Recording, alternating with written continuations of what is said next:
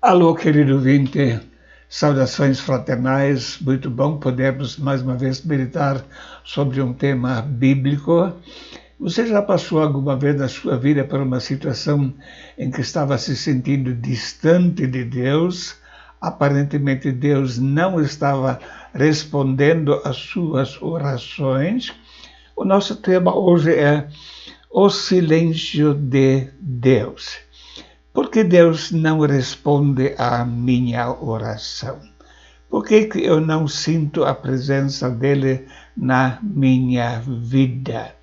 Em diversas situações, pessoas clamaram e Deus se manteve em silêncio.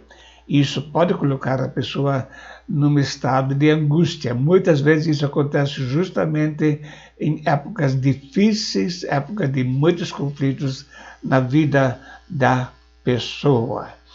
A Bíblia fala sobre possibilidades de Deus estar em silêncio. Lemos em Provérbios 1, 28 e 29. Então clamarão a mim, mas eu não responderei. De madrugada me buscarão, porém não me acharão, porquanto odiaram o conhecimento e não preferiram o temor do Senhor. Então aqui ele está tratando de uma das razões pelas quais Deus pode manter silêncio. Quando pessoas estão rejeitando o conhecimento do Senhor e só querendo buscar uma solução para o problema imediato. Deus quer ser buscado, ele como a pessoa. Em segundo lugar, a questão da solução dos seus problemas. Aconteceu isso na vida do rei Saul. E vendo Saul o arraial dos filisteus, temeu e estremeu muito o seu coração. E perguntou Saul ao Senhor, porém o Senhor não lhe respondeu, nem por sonhos, nem por Urim, nem por profetas. 1 Samuel 28, 5 e 6. Então, Saul estava numa situação de muito desespero, temeu muito, estremeceu o seu coração. Então ele buscou uma solução para o seu problema imediato. Vemos aqui que Saul não está buscando uma reconciliação com Deus, mas uma solução para o seu problema imediato. Mas Deus não lhe respondeu. Isso tem acontecido com muitas pessoas, até pessoas que são muito conhecidas no mundo inteiro, por exemplo, Madre Teresa de Calcutá, do meio católico. O comentarista escreve durante 50 anos da sua vida, e não antes da sua conversão, mas exatamente no último meio século da sua existência, não acreditou em Deus, não o encontrou, deparando-se apenas com uma enorme escuridão. E ela mesma comenta: a minha própria alma, sinto a terrível dor da sua perda. Sinto que Deus não me quer, que Deus não é Deus e que Ele não existe realmente. Então veja em que situação de desespero uma pessoa pode chegar no seu relacionamento para com Deus. O rei Jorge VI, no ano de 1939, estava muito amedrontado, porque parecia que a Segunda Guerra Mundial iria começar, realmente começou pouco tempo depois. Então, nesse desespero, ele citou um poeta que escreveu: "Vê-me uma luz para que eu possa entrar com segurança no desconhecido." E a resposta dentro desse escrito: entre na escuridão e coloque a sua mão na mão de Deus. Realmente temos aqui um conselho muito sábio. Não vamos saber o amanhã, mas podemos colocar a nossa mão na mão de Deus. Então estamos seguros, independentemente se vemos uma luz no fim do túnel ou se vemos apenas a escuridão. Quando aconteceu aquele terrível atentado, 11 de setembro, lá em Nova York, muitas pessoas perguntaram Como é que Deus teria permitido algo horroroso assim acontecer no dia 11 de setembro? E uma das pessoas entrevistadas nessa ocasião foi a Anne Graham. Ela deu uma resposta profunda e sábia. Eu creio que Deus ficou profundamente triste com o que aconteceu, tanto quanto nós. Por muitos anos temos dito a Deus não interferir em nossas escolhas, sair do nosso governo, sair de nossas vidas. Sendo um cavalheiro como Deus é, eu creio que Ele calmamente nos deixou. Realmente, muitas vezes a pessoa quer viver a sua vida longe de Deus e depois reclama quando a tragédia está se aproximando. Mas este é apenas um dos casos, uma das situações. Existe também o silêncio de Deus para com homens, para com pessoas que servem a Deus, que estão andando em fidelidade, e eles também precisam, e muitas vezes passaram por tempos em que aparentemente Deus não respondia. Temos o exemplo de Jó nessa experiência. Ele diz: "Ah, quem me dera que me ouvisse.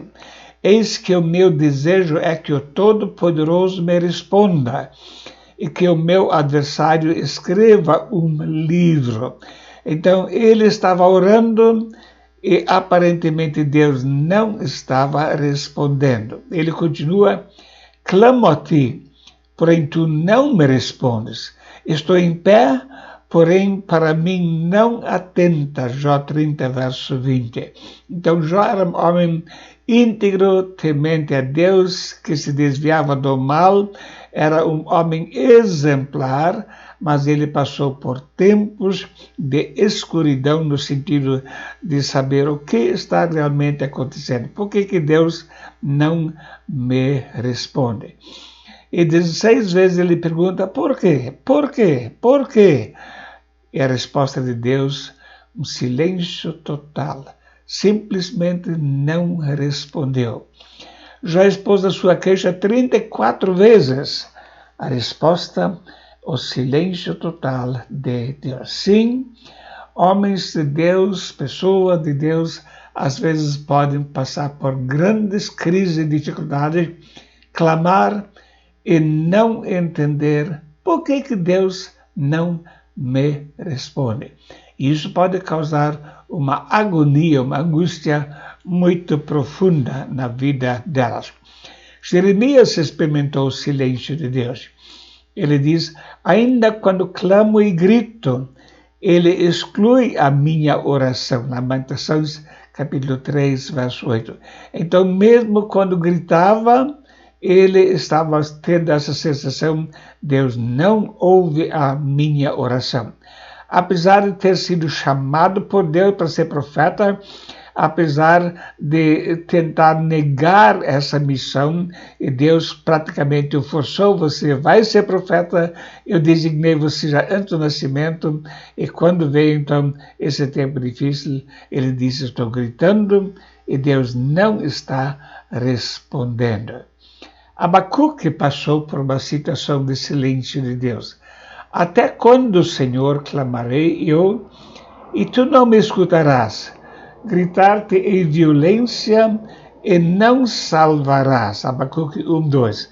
Então ele também passou por essa situação de gritar, passar um tempo clamando, e Deus simplesmente não respondeu. O rei Davi experimentou o silêncio de Deus. Ele diz: atenta para mim, responde-me, Senhor, Deus meu, ilumina meus olhos para que eu não durma o sono da morte. Então veja, muitas pessoas, muitos servos de Deus passaram por tempos em que viveram essa sensação: Deus me abandonou. Deus não escuta quando eu falo, Deus não atende às minhas orações. Leandro Borges escreveu uma canção, ele canta também: não consigo entender o que está acontecendo. Tenho orado há tanto tempo, mas não vejo nada se movendo. E angustiado eu pergunto, por que Deus se cala? Quando a minha alma grita, quando a minha fé se abala. Então veja, isso expressa mais uma vez a angústia da alma, do coração de uma pessoa que passa por tempos gritando, clamando e aparentemente Deus não responde o clamor. João Batista também passou por uma crise. Jesus falou dele que ele dizendo, eu vos digo que entre os nascidos de mulheres não há maior profeta do que João o Batista, mas o menor no reino de Deus é maior do que ele. Então Jesus o classificou como o maior profeta de todos os tempos. E quando ele estava lá na cadeia, ele também sentiu uma agonia de abandono. Ele mandou seu discípulo Jesus a dizer-lhe, és tu aquele que havia de vir ou esperemos outro? Mateus 11, verso 13. Então veja quantas pessoas, quantos servos de Deus passaram por momentos em que clamaram e aparentemente Deus não estava respondendo. E se você, prezado irmão, passar por uma situação dessa, saiba que muitos já passaram por tempos desse tipo de angústia. Porém, o maior clamor de abandono, sem dúvida, foi proferido por Jesus quando estava lá na cruz.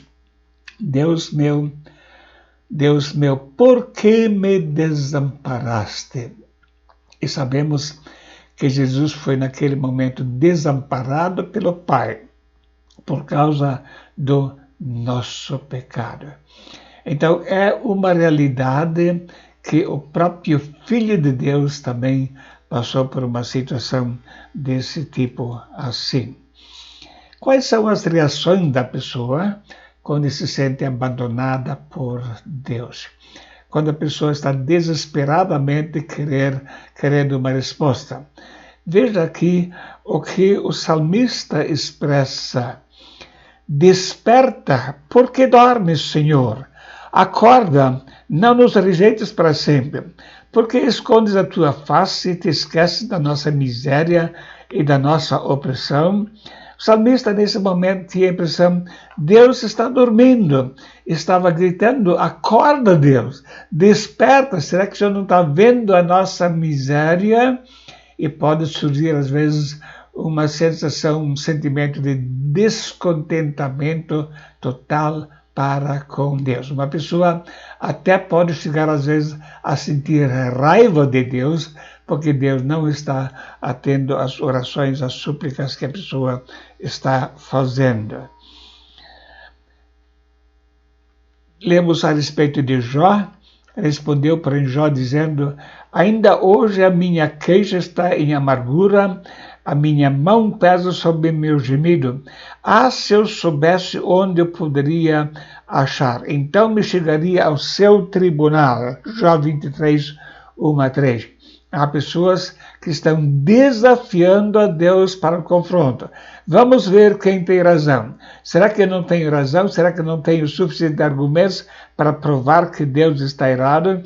Sim, a pessoa pode chegar a pensar que Deus está agindo de uma forma injusta. Isso não é justo o que está acontecendo, a pessoa fala. E Deus não está olhando para aquilo que está acontecendo.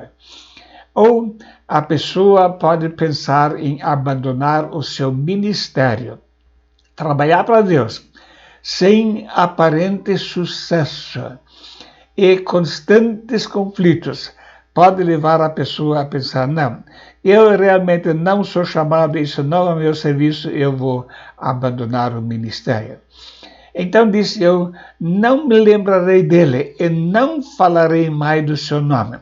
Mas isso foi no meu coração como fogo ardente, encerrado nos meus ossos, estou fatigado de sofrer, não posso mais. Jeremias 20, verso 9. Quer dizer, ele chegou ao momento que chegou à conclusão, eu não aguento mais, vou parar de servir ao Senhor. E ele mostra que a situação realmente era muito grave. Então disse eu, não me lembrarei dele e não falarei mais no seu nome. Então eu não vou mais falar no nome de Jesus. E daí ele continua, maldito o dia em que nasci. Não seja bendito o dia em que minha mãe me deu à luz. Maldito o homem que deu as novas a meu pai, dizendo, nasceu-te um filho, alegrando-o com isso grandemente. Jeremias 20, 14 e 15. Então, realmente, Jeremias só queria morrer. E é possível que um servo de Deus fique tão cansado, com tantas frustrações, que realmente peça para si a morte. Veja o que Elias falou. Ele, porém, foi ao deserto caminho de um dia e foi sentar-se debaixo de um zimbro e pediu para si a morte e disse, já basta, ó Senhor. Toma agora a minha vida, pois não sou melhor do que os meus pais. Então, também Elias, na hora do desespero, na hora de sentir-se abandonado, ele pediu, eu quero morrer, agora basta. E a pessoa pode, às vezes, ficar fazendo desafio a Deus. Haja finalmente. Abacuque disse, sobre a minha guarda estarei, e sobre a fortaleza me apresentarei e viajarei para ver o que me falará a mim. E o que eu responderei quando eu for erguido. Então agora vou esperar. Eu quero ter um confronto com Deus. E vou desafiar Ele. Eu vou estar sob a minha fortaleza e vou viajar. Quer dizer, vigiar. Quer dizer, Deus vai ter que prestar contas daquilo que Ele está fazendo. O que é que Deus pretende atingir com o seu silêncio? Porque Ele muitas vezes guarda silêncio em tempos de muita dúvida, de muitas lutas, de muita incerteza. Algumas lições são muito importantes para nós. Em primeiro lugar, a presença de Deus é constante, apesar do seu silêncio. O silêncio não significa que Deus não esteja mais presente. Perto está o Senhor de todos os que o invocam, de todos os que o invocam em verdade. Salmo 145, verso 8. Então Deus está presente. Não depende de eu ter uma manifestação mais visível, audível. Não, Deus está presente na vida de todas as pessoas. Existe uma lenda ou um conto a respeito do rito passado dos índios Cherokees, onde se fala que quando um adolescente chegava até uma certa idade, para ele ser reconhecido na comunidade como um adulto, ele precisava passar uma noite na floresta, no topo da montanha, sozinho, com os olhos vendados, no meio de perigos e de feras, e não podia gritar por socorro.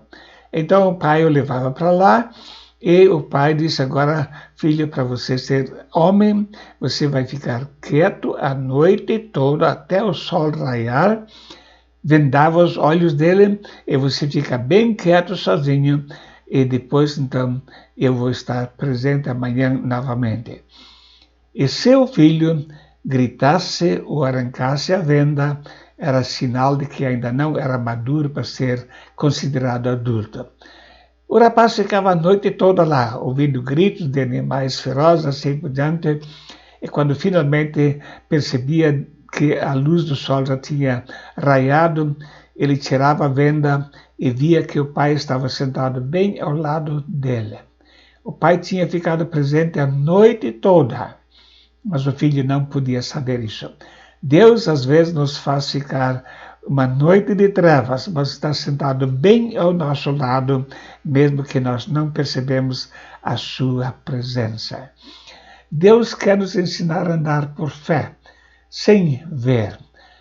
Quando Jesus havia ressuscitado, Tomé não acreditou na informação dos outros, e Tomé respondeu e disse-lhe, Senhor meu e Deus meu. E Jesus disse-lhe, porque me viste, Tomé Cristo, bem-aventurados que não viram e creram. Tomé queria primeiro colocar as suas mãos nos sinais dos cravos, nas mãos de Jesus e no lado, e Jesus mostra, Tomé, eu quero que você creia mesmo quando você não vê nada. A palavra, a promessa de Deus deve ser plenamente suficiente, sem outras manifestações. Ele está agindo dentro do seu propósito, apesar do silêncio. O silêncio não significa que Deus não está tomando providências. Abacuque 1,5, vede entre os gentios e olhai e maravilhai-vos e admirai-vos, porque eu realizarei em vossos dias uma obra que vós não crereis quando for contada. Então Deus está nos seus planos, cumprindo o que planejou, e Deus está agindo mesmo quando nós não vemos o agir de Deus. O silêncio não significa que Deus está passivo, que Ele não está tomando providências. Antes, Deus quer nos ensinar que podemos confiar que Ele vai tomar as providências que são necessárias. E, por último, aquilo que eu acho que é o mais importante, Ele quer nos trazer para bem perto dEle. Interessante, esses homens que passaram por esses tempos de angústia, sentindo como se Deus não estivesse perto, como fruto do tempo de silêncio, eles tiveram uma experiência muito melhor para com Deus. Jó disse, com ouvir os meus ouvidos, ouvi, mas agora te veem os meus olhos. Jó chegou a conhecer a Deus muito melhor depois de passar por uma situação dessa. Também nesse tempo de pandemia, Deus quer nos trazer para bem perto dele. E por isso, às vezes, Ele mantém o silêncio para provar a nossa fé e finalmente mostrar, eu estou no controle da situação. Lamentações nos fala sobre Jeremias, capítulo 3, 24 e 25. A minha porção é o Senhor, diz a minha alma, portanto esperarei nele. Bom é o Senhor para os que esperam por ele, para a alma que o busca. Então, Jeremias queria muitas respostas, queria muitas soluções, mas finalmente ele chegou no ponto, o que eu quero é o Senhor. Não frutos, não resultados, mas o que eu realmente preciso na minha vida é o Senhor. Também Davi, depois, aliás, Asaf, depois que ele passou por uma situação muito difícil e de reclamar, quase que ele estava se desviando, nós lemos então, ele teve uma experiência especial com Deus. Todavia estou de contínuo contigo, tu me sustentaste pela minha mão direita, guiar-me-ás com o teu conselho e depois me receberás na glória. Quem tenho eu no céu senão a ti? E na terra não há quem eu deseje além de ti. Olha, no começo do capítulo, ele escreve sobre tanta coisa que ele desejava. Os ímpios tinham tanta prosperidade e ele não. Mas finalmente, depois desse tempo de silêncio de Deus, ele teve um encontro no santuário de Deus. Ele disse, eu não quero nada nem no céu nem na terra. O que eu quero é só o Senhor. Não há quem eu deseje além de ti.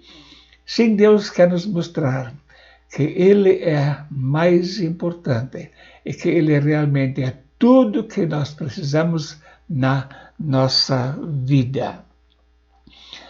Abacuque também teve uma experiência especial com Deus, porque ainda que a figueira não floresça, nem haja fruto na vide, ainda que decepcione o produto da oliveira e os campos não produzam mantimento, ainda que as ovelhas da malhada sejam arrebatadas e nos currais não haja gado, todavia eu me alegrarei no Senhor, exultarei no Deus da minha salvação.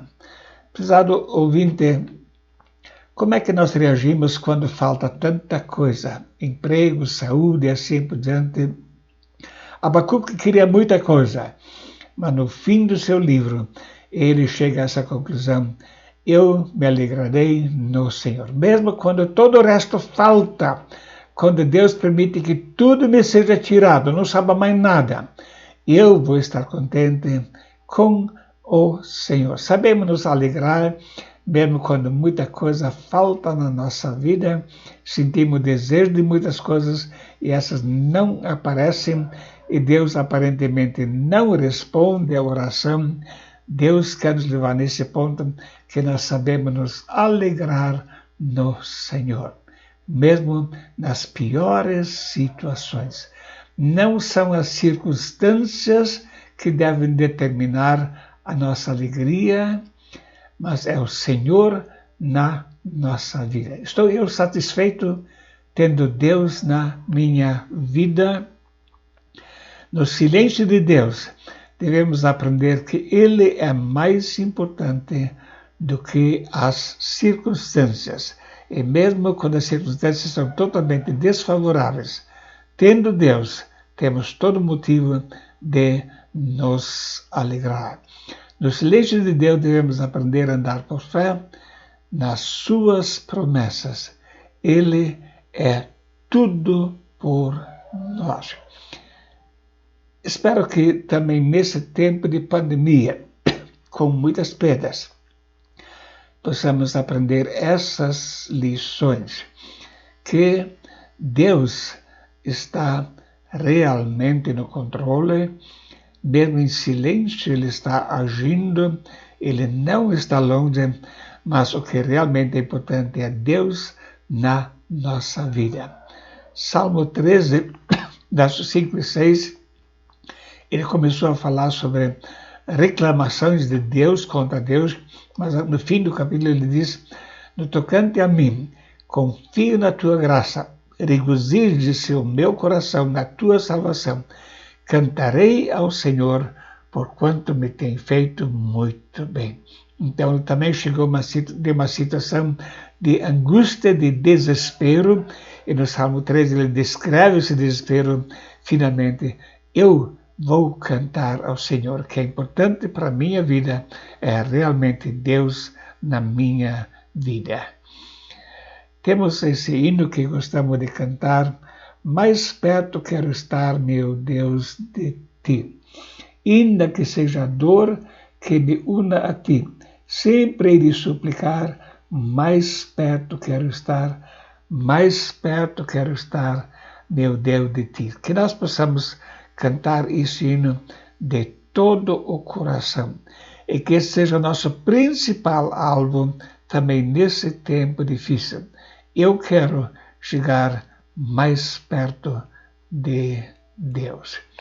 Muito obrigado por ter assistido a mais uma gravação, e queremos então concluir.